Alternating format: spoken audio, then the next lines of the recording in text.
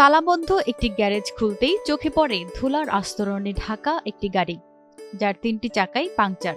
ভেতরের আসনে জমেছে শ্যাওলা। গাড়ির ছাদের দিকে তাকালেই দেখা যায় একটি লাল রঙের রেড লাইট, যা দেখেই বোঝা যায় এটি একসময় জরুরি সেবার জন্য ব্যবহৃত অ্যাম্বুলেন্স। আর একটু ভালোভাবে পর্যবেক্ষণ করলে স্পষ্ট হয় এটি জাপান ইন্টারন্যাশনাল কোঅপারেশন এজেন্সি জাইকার অনুদানে পাওয়া অ্যাম্বুলেন্স, যা আজ পড়ে আছে অযত্ন আর অবহেলায়। সূত্র জানায় ২০২৪ সালের মার্চ মাসে কালিয়াকৈর উপজেলার প্রান্তিক জনগোষ্ঠীর জরুরি চিকিৎসা সেবা নিশ্চিত করতে জাপান ইন্টারন্যাশনাল কোঅপারেশন এজেন্সি জাইকার অর্থায়নে প্রায় ২৮ লাখ টাকা মূল্যের এই অ্যাম্বুলেন্সটি অনুদান হিসেবে উপজেলা প্রশাসনকে দেয়া হয়। অ্যাম্বুলেন্সটির তদারকির দায়িত্বে ছিলেন উপজেলা সমাজসেবা কর্মকর্তা। স্থানীয় বাসিন্দারা জানান, সরকারি অনুদানে অ্যাম্বুলেন্স পাওয়া গেলেও তার কোনো সুফল পাচ্ছেন না এলাকার মানুষ।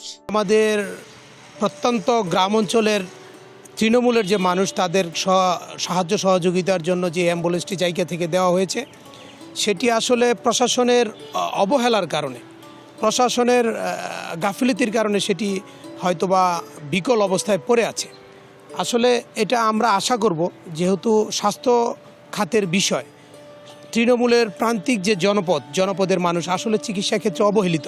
এটি বিকল থাকায়, এটি কার্যক্রম স্থগিত থাকায় সাধারণ মানুষ কিন্তু বঞ্চিত হচ্ছে। অনেকেই প্রশ্ন তুলছেন, অনুদানের অর্থে পাওয়া অ্যাম্বুলেন্স থাকলেও কেন সেবা পাচ্ছেন না তারা। নতুন একটা জিনিস, সেটা যদি সার্ভিস না দিতে পারে, সেটা যদি সার্ভিস না হয়, সেই ক্ষেত্রে সেটা অকেজ হয়ে যাবে এবং পরিত্যক্ত হয়ে যাবে। সেই ক্ষেত্রে উপজেলাবাসী এটার সুবিধা ভোগ করতে পারবে না।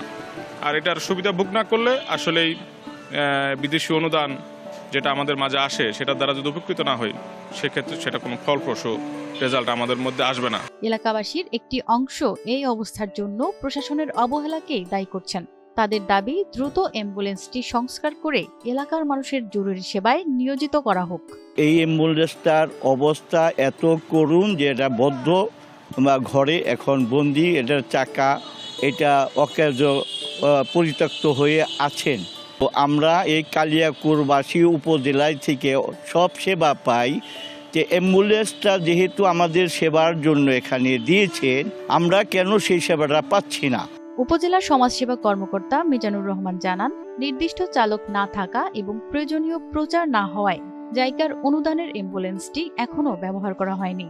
তবে তিনি বলেন, দ্রুত সংস্কার করে অ্যাম্বুলেন্সটি সেবার উপযোগী করার উদ্যোগ নেওয়া হচ্ছে। প্রথমত যে সংস্কার একটা উদ্যোগ নেওয়া হয়েছে, সংস্কার হয়ে গেলে এখন যে আমাদের এটার যে কমিটি আছে, ওনাদের সাথে আমরা বসবো যে এটাকে কিভাবে রান করা যায়। এটা তো আমি একক ব্যক্তি না, এটা কমিটি আছে, এটা ফর্মুলা আছে বা এটা নীতিমালা আছে, সে অনুযায়ী আমরা চেষ্টা করবো সেটা যেন একটু বাড়ানো যায়। অবশ্যই সেটা উদ্যোগ নেওয়া হবে, তবে এটা সেবাটা হতে বলে একটা ভালো একটা সেবা হবে নিঃসন্দেহে। তবে আমরা কিন্তু আগে একবার ট্রাই করেছিলাম, কিন্তু প্রচারণার কারণে এটা আরো বরং তো চুপের মতোই ছিল গেছিলাম। সুনির্দিষ্ট একজন ড্রাইভার রাখা যেত, তাহলে জিনিসটা গতিটা আরো বাড়ত। সচেতন মহলের প্রত্যাশা, কাগজে কলমে অনুদান নিয়ে যেন দায়িত্ব শেষ না হয়। দ্রুত সংস্কার ও কার্যকর ব্যবস্থাপনার মাধ্যমে তালাবদ্ধ গ্যারেজ থেকে বের হয়ে এই অ্যাম্বুলেন্সটি যেন সত্যিকার অর্থেই কালিয়াকৈরের প্রান্তিক মানুষের জীবন রক্ষার সেবায় নিয়োজিত হয়। এটাই এখন এলাকাবাসীর দাবি।